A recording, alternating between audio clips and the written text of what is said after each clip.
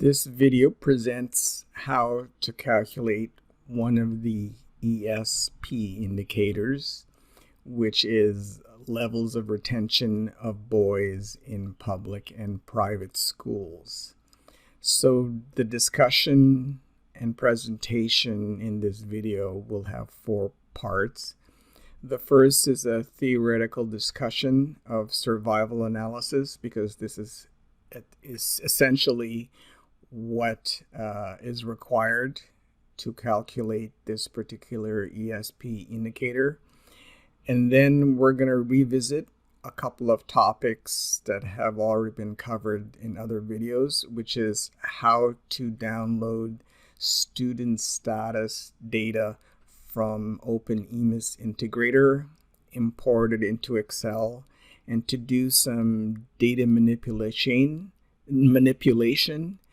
in preparation for the actual calculation of the retention rate for students in the public school sector. So let's say you wanted to calculate the retention rate of students in the primary public sector from student data downloaded from OpenEMIS Integrator.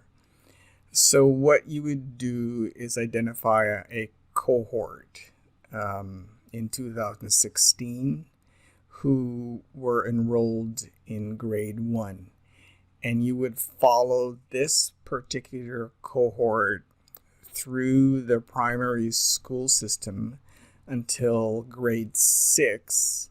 And so the difference between how many people of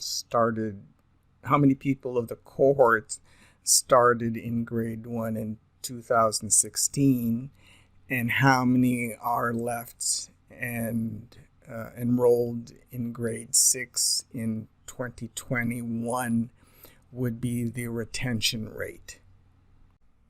So before going into the nitty-gritty of calculating the cohort data set, what you see in front of you is the end result, which is a data set of students who started primary school in 2016, that is, enrolled in grade 1.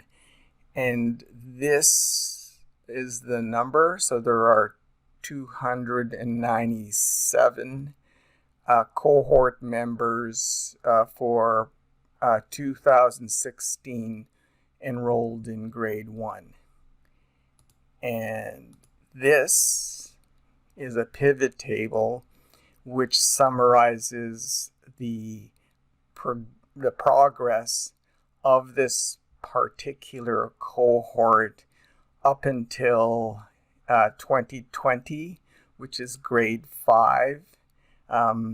The limitation is that there's obviously grade 6 data for this cohort is not available because this school year for 2021 has not completed, and the status of the students in this cohort hasn't yet been entered in Integrator. Another just FYI in terms of what's in OpenEMIS Integrator and some of the limitations of analysis right now is that, for example, if you look at the statuses of this cohort for grade 1, you can see most of them are properly registered in the right grade, but there are others who are registered in other grades. So these really should be excluded from the analysis. And there are other years where that same pattern occurs. So in 2017, most students in this cohort are registered correctly as being promoted in grade 2, but there are other ones that should be excluded from the analysis. So this is just a summary of the FYIs, I suppose, when calculating this indicator using OpenEMIS data. So in this part of the video, we'll be moving on to preparing the data on student status contained in OpenEMIS Integrator in order to calculate retention rates. So there are two main data preparation steps. The first step, which has been covered in other videos, is how to access OpenEMIS Integrator, identify the student cube, the student status cube, export the data, and then download it onto your computer, and then importing the data into Excel. And the next data preparation step after that is to add a unique identifier to each record of the student status database.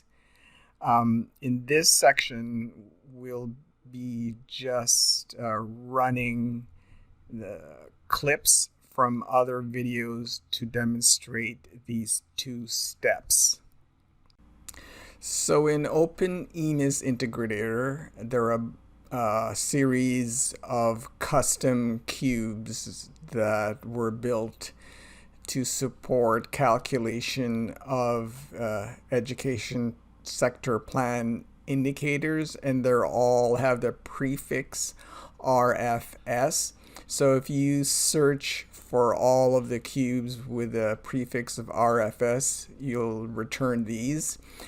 And specifically for calculating student status, that is retention rates, there is one cube right here, and what we need to do is we need to export it, and how that is done is you click on select, you click on view,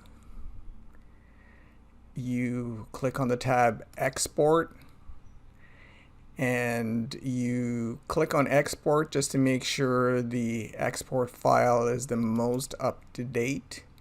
And once the export file creation is completed, you press download, and you can download the file onto your local drive.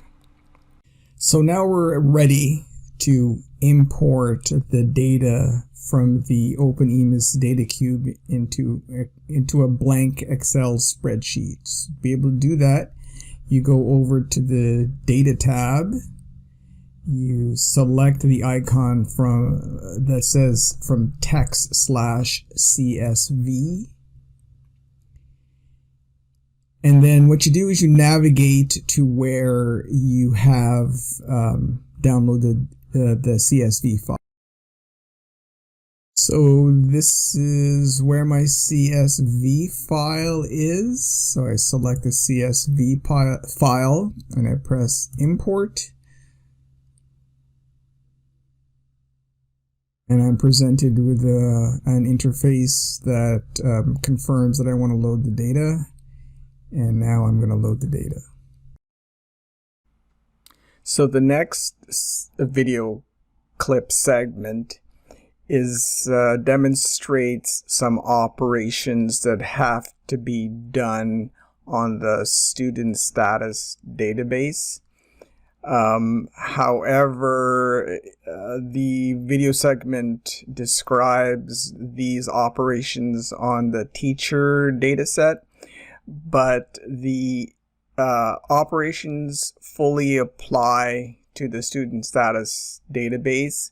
And so the sequence is, once you import the data into Excel, you load the data in Power Query, and what's required is you need to create a unique ID. So what you have to do is merge two fields in the student status database. There's a separate field for first name and last name. And what you want to do is you want to merge those two fields to create another field called full name, which should be a unique identifier. So you will recall that teachers in this database do not have a unique ID. We have to essentially create a unique identifier, and the easiest way to do that is to create a column called full name, which is a combination of a teacher's first name and last name.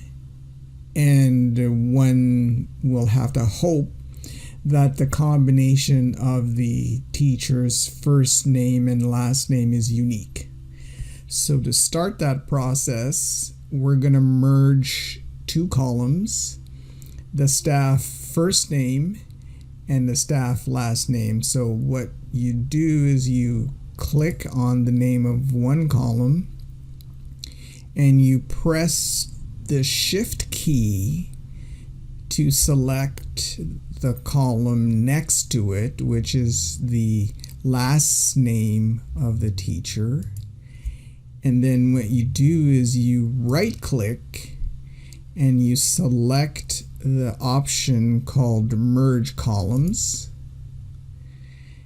And it's going to ask you whether you need a separator, so between the first name and the last name, and I'm just going to choose a comma. And you can change the name of new column, so we're going to change the column and call it full name. And then we're going to press OK. So now you see we have a new column that replaces the two previous columns, which is a combination of the teacher's first name and last name. So these next set of instructions are unique to calculations on the retention rate indicator. And these operations will be demonstrated by calculating the retention rate of secondary public schools. So the first step is to develop a data set of containing only the 2016 cohort, which means the students who were in Form 1 in 2016. So we're going to create a query that only contains the full name of the 2016 cohort. And we're going to use this as a kind of a filter which can be applied to the bigger student status database, so that we're going to create a subset of data that contains only student status information for the 2016 cohort. And then once that data set is created, we can use a pivot table to analyze that data and to calculate the retention rate. So what you see in front of you is the raw data, completely unchanged, except for this full name calculated field at the end of the data set. which we calculated in Excel as per the previous video segment. So we're going to use this as a data source for a query which will isolate the students who are part of the 2016 cohort for secondary. So you go to the Data tab, you select the icon called From Tables/Range, and since you're already on the Raw Data tab, it will take that as a data source for the next query. So what you do is you click, and you can see that the Raw Data tab is loaded into Power Query. And we're just going to take a moment to rename this query into something descriptive. So the query is renamed to be descriptive. It's called the 2016 cohort names for secondary. So now what we're going to do is filter some of these columns in order to identify the 2016 cohort.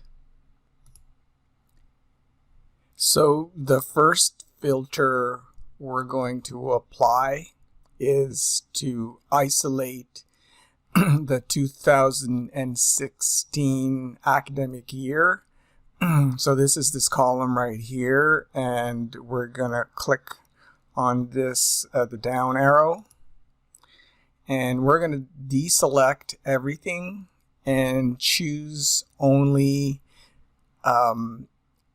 entries for the 2016 academic year. And the next column filter that we're going to apply is to filter out the grade codes so that it's only records related to Form 1. So once more, clicking on the down arrow, deselecting everything and selecting only Form 1.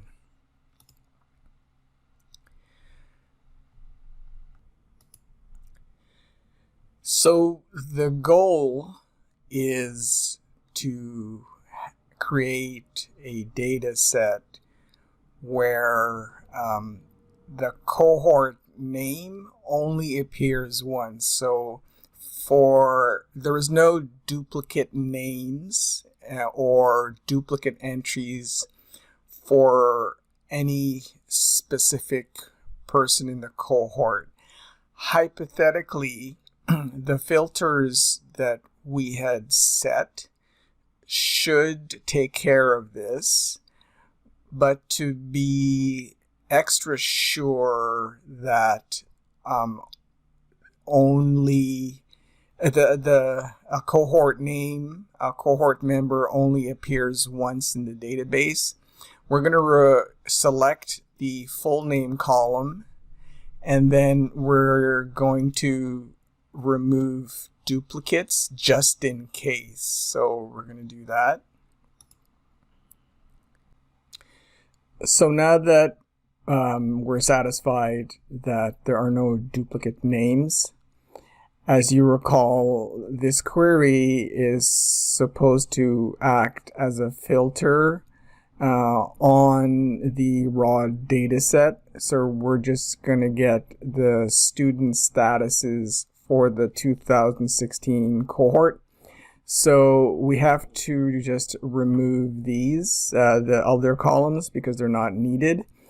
So you can do a multiple select. So if you select a column and then you press on the shift button and then select another column, then you can see that multiple columns are selected. And then if you right click, you can remove these columns. And you can do these several times to the visible columns until what remains is only the full name and nothing else. So another way of removing columns is to select the full name column, right click, and there is a option that says remove other columns, which means it'll remove everything except full name. So we're just going to do that. And now you see the only column left after the deletion for this query is the full name. So then we can close and load this into a sheet, a spreadsheet. And there you see that it's been loaded into a spreadsheet, and we're just gonna rename this to be descriptive. So now, as a last step, we've just renamed this sheet, which, as mentioned before, is a lookup table, as it's technically called, which essentially serves as a filter to filter records on the bigger student status database downloaded from OpenEMIS. So the next step is, as mentioned before, to apply this filter against the bigger database, and just wanted to bring your attention to the fact that there are 322 cohort members for the 2016 cohort for secondary. So now, how do we apply the filter? We go to the Data tab. You go to Get Data, and under Combine Query, there's a Merge. And now, what you're going to do is you're going to choose the raw data, which is here. These are the 21,467 entries downloaded from OpenEMIS. So we're going to choose that. And what you need is something to match against the lookup table, the list of names. So as you can see, there's also a full name column here for the raw data. So you select that, and then you go here and you select the table that has the cohort names, and then you select the full name column there. So essentially, it's a cross-reference, right? So it's going to go through row by row, and if it matches the series of names, it's going to keep it. Otherwise, it won't be included in the subset in the database that we're creating right now. You will also notice, you can see that it has done this, It has filtered the bigger database and identified 1,522 entries that have to do with these names, which is the cohort for 2016. Now, this also makes sense because these names are going to appear more than once in the database because they are going through the school system, the secondary school system. So every time they get promoted into a grade, another record is created. So far. So one last detail to select in this particular dialog box to make this join work is to select the kind of join. Now currently this is the default. This is called the left outer join, which means it'll include every record in the first table as well as records in the second table. We actually don't want that. We just want to include records where both tables have in common. So that's called an inner join. As you can see, the description is only matching rows. That is to say, only matching rows for the two tables. And as you can see, the total number of rows don't change. It's still 1522. That shows you there's a match, but it won't include other entries in the top table. So then what you do is you press OK.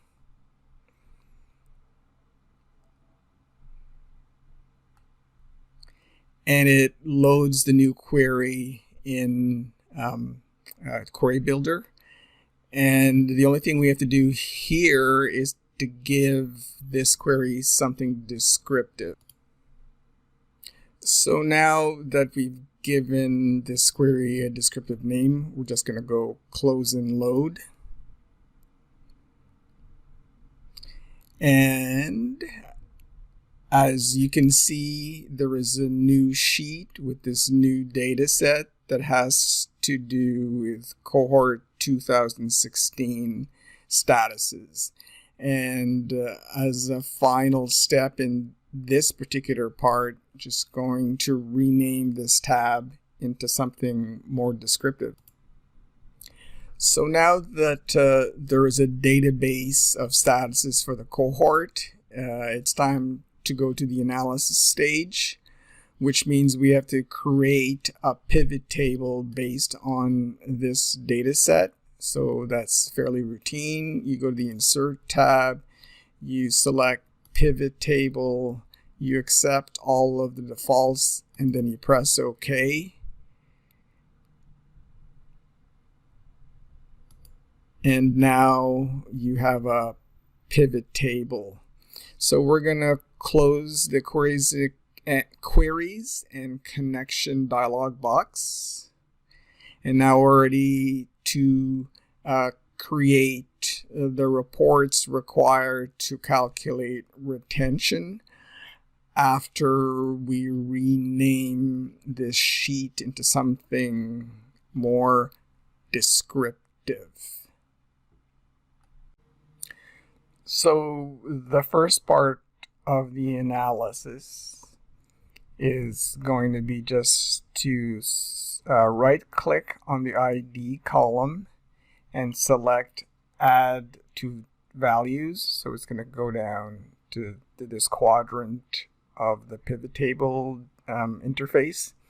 And you can see that it's just a straight count of the number of records in the data set. And then the next thing would be to disaggregate this information by the academic year. So we're going to right click and then we're going to select add to row labels.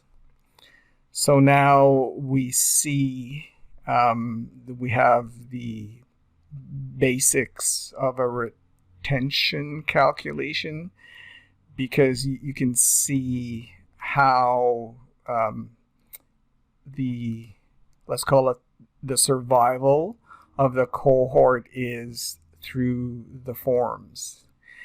Now we're just going to do a little bit of a data checking. So the way to do that is to just get a breakdown, not just by year, but by grade. So we're just going to search for the grade code field.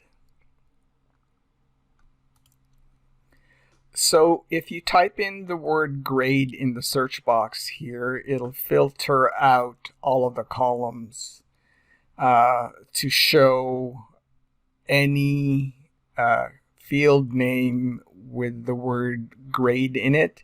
And you can see this is the one we want. So we want this in as a row label as well. So we're going to put that. So now you can see by year the breakdown by grade, and it so as to do some data validation. So as you can see, it makes sense that in 2016 the cohort was identified as being in Form 1, and in 2017 the majority of them were identified as being in Form 2. But as you can see, there's some stray records which are, let's say, miscategorized. Like, for example, there's a person here who is still being identified as being in Form 1. So these miscategorizations seem random and only affect a small number of records. So it may be okay to assume that these are coding errors, and that, for example, these 8 were miscoded and should actually belong in this category right here. So if we make that assumption, then we can just collapse to the year and kind of ignore some of the data entry